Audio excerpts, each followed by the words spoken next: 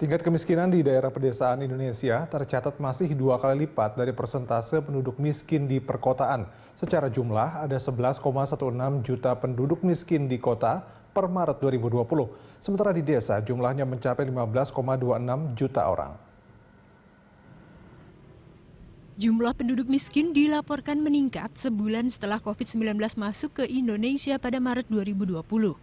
Per akhir Maret, Badan Pusat Statistik melaporkan ada 26,42 juta penduduk miskin. Ada penambahan 1,63 juta orang miskin dalam 6 bulan terhitung sejak September 2019. Jumlah penduduk miskin per Maret 2020 adalah yang terbanyak dalam 2 tahun terakhir.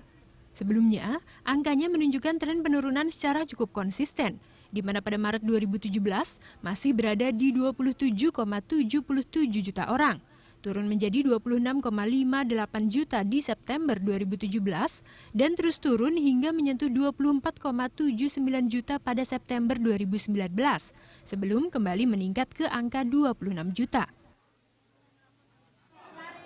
Persentase penduduk miskin dibanding total penduduk Indonesia juga meningkat per Maret 2020 menjadi 9,78%. Ini persentase tertinggi sejak September 2018.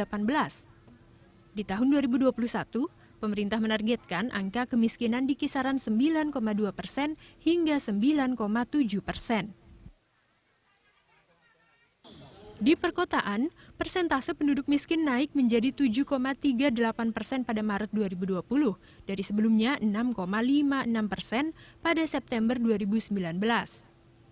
Ini angka tertinggi dalam 2 tahun terakhir. Di pedesaan, angkanya 2 kali lipat, yaitu 12,82%. Angka ini memang lebih tinggi dibandingkan 12,6% di September 2019, namun masih lebih rendah jika dibanding 12,85% pada Maret 2019. Tim Liputan, Berita 1.